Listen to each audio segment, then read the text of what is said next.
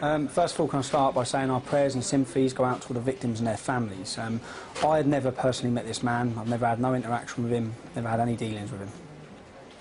And yet, he claimed 600 friends from the English Defence League. He does, but there's a lot of speculation going around the media at the minute, and I think they should stick to the facts. The facts are that in his manifesto, on page 1438 of his document, he says the EDL are in fact anti-racist, anti-fascist and anti-Nazi. They have many members and leaders with non-European backgrounds, African and Asian. The EDL and my group's principles can never be reconciled as we are miles apart ideologically. The EDL harshly condemns any movement that uses terror as a tool, such as I will.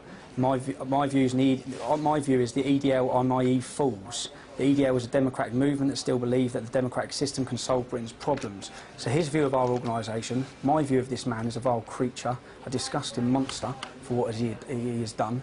It's sickening, and acts of terror should never ever be used.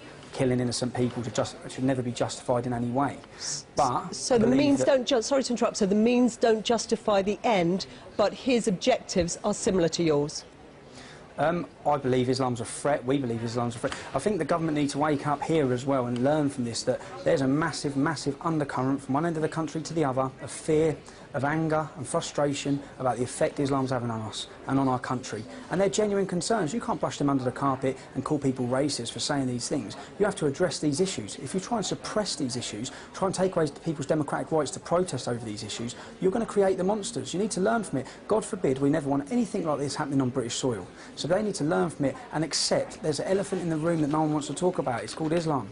We need to speak about it. The ideologies of Islam are not good for this country. They're not good for our kids' futures. They need to be highlighted, and we need to start having an open debate on it, rather than trying to suppress Can I just interrupt you for a moment? I mean, many people listening will be puzzled by your analysis that what we should learn from what happened in Norway is that the problem is Islam, rather than that the problem is an individual. No, what I'm saying is, this man was a sick individual, but what I'm saying is to prevent anything like this happening again, they need to accept that there were people who are extremely angry, extremely concerned, and they have no platform to express that anger or concern because no one dared talk about Islam. So just to be absolutely clear, I mean, you talk to a lot of people from the English Defence League, presumably from other far-right groups. Do you think that that kind of individual with that kind of propensity to violence exists within your movement? Not within our movement, no, but I believe that the government's attitude towards trying to deal with these issues, rather than speaking about and giving people a platform to...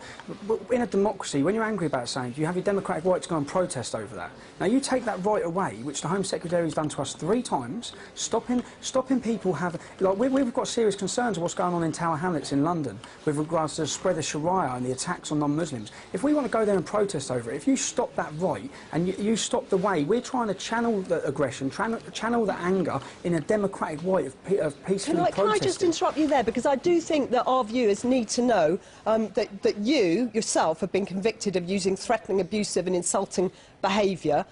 You had a 12-month community rehabilitation order. So when you're talking about people having the right to express themselves in a democratic way, I mean, you are somewhere on that spectrum between acceptable expression of democratic opinion and outright violence. OK, I swore in the street. I swore in the street. That's what I was convicted of. So swearing on the street should stop me having a democratic right, should it? No, it shouldn't. The point is, they're taking away our democratic... At current, I'm banned from demonstrating.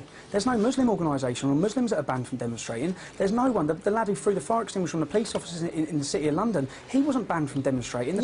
Sorry to interrupt you again. You made your point about what your end political objective is, but I suppose what I'm concerned about... My end political objective is peace and harmony. That's what we want, peace and harmony. I want a future for my children, a peaceful and prosperous future for my kids and the future generations of this country. And the way it's going... I'm sorry, I'm going to interrupt you again because there's a specific question I want to ask you, which is the Prime Minister has asked the security services to investigate further to make sure that there is no one with the kind of propensities of Anish